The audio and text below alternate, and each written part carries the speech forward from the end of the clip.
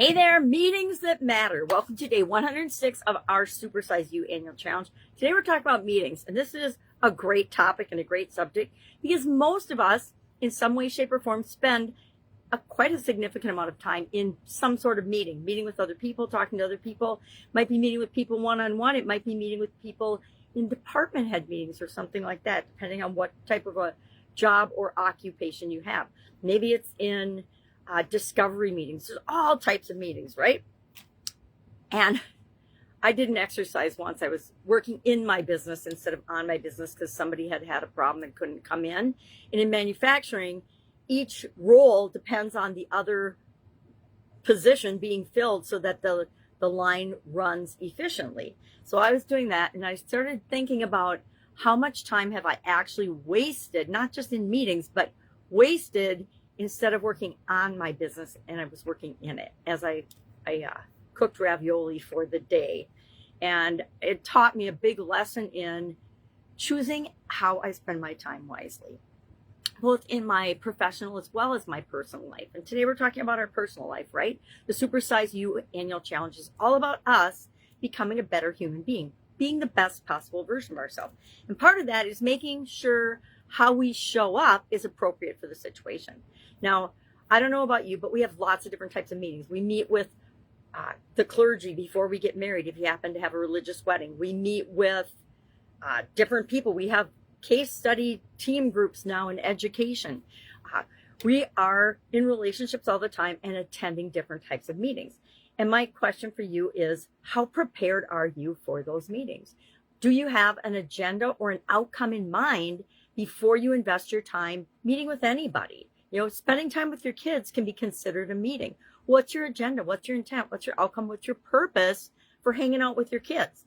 I hope one of them is fun to express love and nurturing and coaching and relationship building and communication and emotional regulation.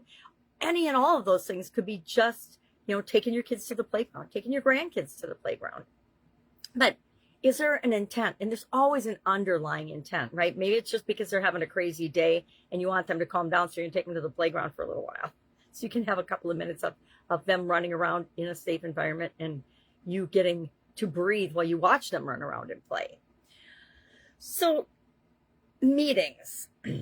I'm curious. I'd like to have everybody in the comments below share, do you spend a lot of time in meetings? And of those meetings that you participate in and are required to go to, how much of that time do you think is productive and how much of it do you think is just a waste of time and energy?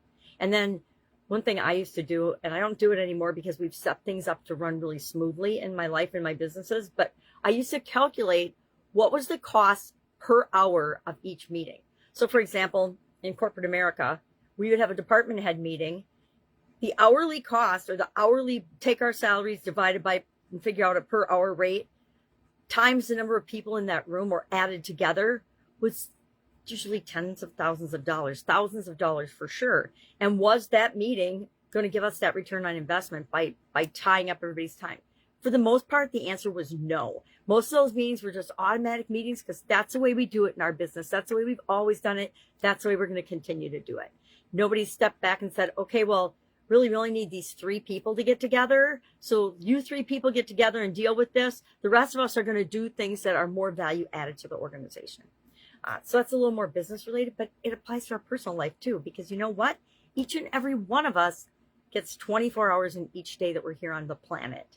And we don't know how many days that's going to be, but we only get the same 24 hours. So we need to prioritize, what are we going to invest our time in? What are we going to spend our time on to create the life that we want? Some meetings are absolutely positively essential. You got to meet with your tax or your accountant, right? Usually, most of us do. Or we have to figure out how to do it ourselves. I will tell you from personal experience, it's a whole lot easier to hire a tax expert than to figure it all out yourself. I did that for years, and I realized that I was just, I don't know if it was a pride or ego thing. Hey, I know how to do this. I'm going to figure it out. I'm going to keep up with it. But the tax codes exploded.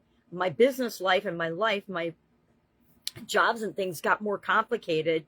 And as the rules and the guidelines changed, I was like, okay, time out, uncle. This has gotten too complicated. It's not worth my time and energy. I can prep all the stuff and take it to my accountant. That's how I prepare and add value to the meeting when we got together. But otherwise, I didn't have to do any of that. Sorry, I got an alarm going off. Okay, so meetings, are they productive? A couple of things about meetings in general. Most meetings are absolutely positively not productive, and they're a waste of time. And I can say that with 100% confidence, because I don't think much has changed in the last few years, especially since the pandemic. I think things have gotten less efficient with so many people remotely working and things. And I know remote workers, I'm work from my home too, so I see both sides of that.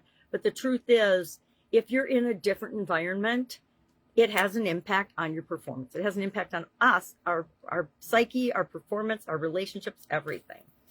But most meetings are a waste of time because they don't have a clear agenda. They don't start and stop on time. They don't have people there giving their undivided attention to the topic and the outcome desired at hand.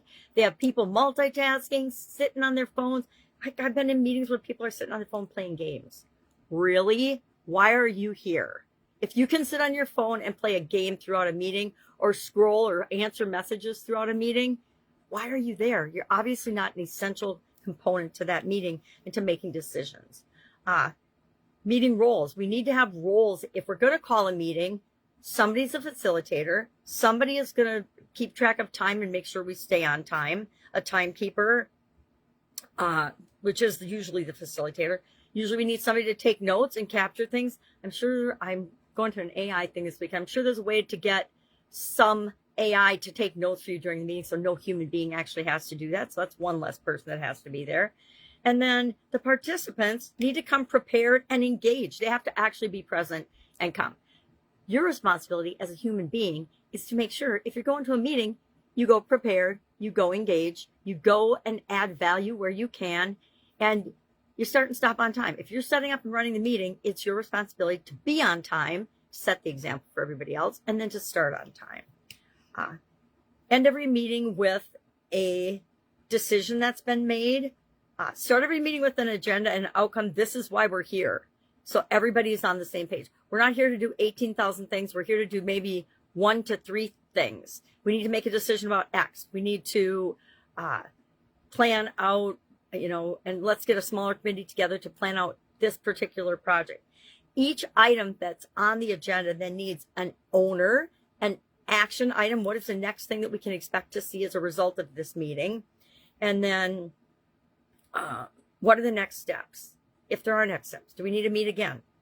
I was in a corporate world where it was endless meetings. I used to go to work early so that I could get all the stuff I wanted to get done during the day ahead of time, done before anybody else came to work, because I knew that once the meeting started, I wasn't going to get anything else I wanted to get accomplished because it sucked the time out of my day and out of my life and out of my energy.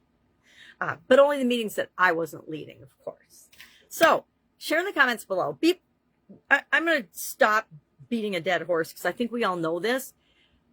But in the comments below, share to you what makes an awesome meeting. What makes a great meeting? A meeting that we all walk away from feeling good, knowing who's doing what, that is a productive meeting in my humble opinion. So what makes a good meeting to you? Share in the comments below so we can learn from one another. Go out and make it an awesome day. And I will hope that you don't have too many meetings today. Bye. See you tomorrow.